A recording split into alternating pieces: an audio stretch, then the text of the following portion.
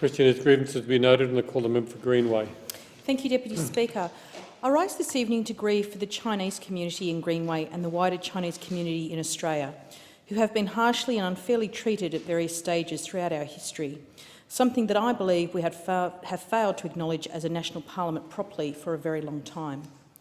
We have seen this treatment take a variety of forms over a long period, from racist language to specific discriminatory legislation and, of course, the shameful Immigration Restriction Act of 1901. The Chinese have been in Australia for over 150 years, with the earliest known significant presence during the gold rush period in the 1800s. Since then, we have seen the Chinese population treated unjustly through racist actions to racist policies. We had the Lambing Flats riots in 1861, when European gold diggers drove the Chinese from the goldfields. In 1855, Victoria was the first colonial government to enact specific anti-Chinese legislation, and South Australia followed in 1857 and then New South Wales in 1861. We saw similar laws in the United States, with the passing of the Chinese exclusion laws in 1870, which explicitly discriminated against persons of Chinese descent. Anti-Chinese sentiment back home in the goldfields was rife. As reported in the Ovens and Murray Advertiser, a Northern Victorian newspaper in 1857, it was proposed by Mr S. Fraser and seconded by Mr H. Purley that the Buckland miners formed themselves into an association to be called the Buckland Miners Anti-Chinese League for freeing the colony from the daily increasing evils under which it is now labouring in consequence of the increased numbers of Chinese congregating upon the goldfields of Victoria. As we moved into the 20th century and celebrated federation, one of the first acts of the new federal government was the infamous Immigration Restriction Act of 1901, commonly known as the White Australia Policy 1901-1973, which targeted all people of colour. These laws were unjust and the complete antithesis of today's multicultural Australia. They affected the lives of Australians of colour for several generations and represented a shameful chapter in our nation's history.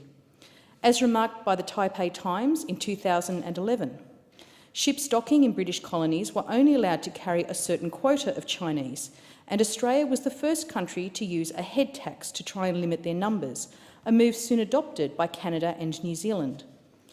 Punishing immigration laws known as the White Australia Policy followed, with impossible literacy tests used to ban foreigners and requirements that saw Chinese men welcomed as cheap labour but their families excluded. Some children were split from their fathers for decades, and those Chinese who made it to Australia, lured by the promise of the 1850s gold rush, endured vilification, abuse and violent race riots. Despite these early difficulties, Chinese Australians and others affected by the White Australia policy have made an enormous contribution to all facets of Australian life. But these were the invisible Australians. They celebrated federation, they fought at Gallipoli, they struggled through the Depression, and they battled for freedom in the Pacific. Australia defined itself as the white man's country, yet the reality was something extremely different. The invisible Australians were men, women and children who, because of the colour of their skin and the homelands of their forebears, found themselves at odds with the nation's claim to be white, and as a result faced discriminatory laws and policies designed to deny them a place as an Australian. Over the 20th century, we have seen great change in the situation for Chinese people in Australia, but also flickers of past discrimination and injustice. From the post-1950s, Australian education of Asian students, to the 1970s recognition of the People's Republic of China, and the abolition of the White Australia policy in law and in practice. We saw Bob Hawke's granting of permanent residency status to the 42,000 Chinese students in the 1990s, and the disgraceful chapter that was Hansonism. It is true that great change has occurred, but one thing remains for people of Chinese descent, eloquently summed up by Mr Arthur Chang in the Sydney Morning Herald in 2011. An apology would bring a lot of relief to people my age, who for so long had to tell our children, grandchildren and great-grandchildren that it was not the good old days, it was the bad old days. In my electorate of Greenway, I'm privileged to represent an extremely diverse part of Australia, and the Chinese community comprise a significant portion of this.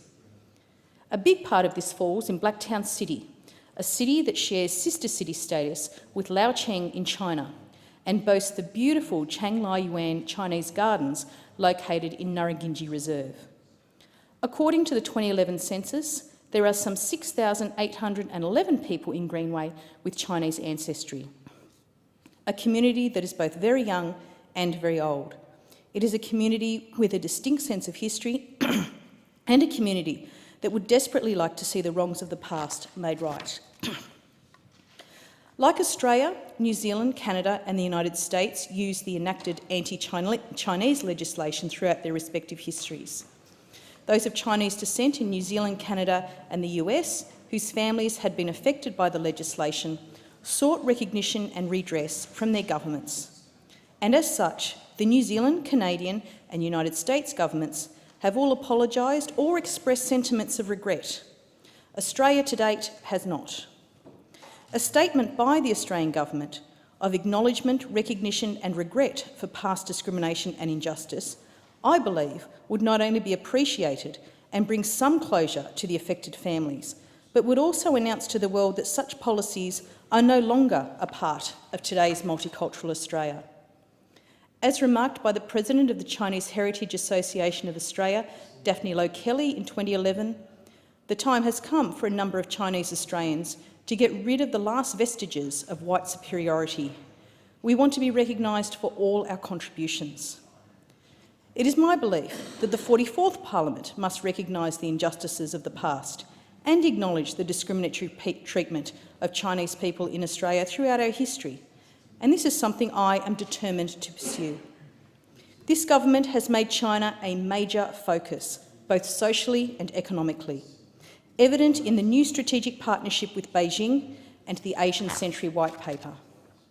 The strategic partnership, which involves annual face-to-face meetings between Australia's and China's leaders, regular economic talks and deeper defence ties, highlight this government's commitment to the Asian region and making sure we are in the best position to capitalise on the ongoing huge growth in China.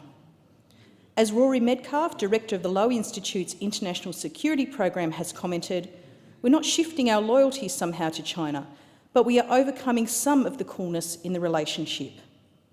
And as we now look to grasp the opportunities of the Asian century and celebrate the triumphs of the future, I believe, and I know many people share my belief, that we must first acknowledge the mistakes of the past.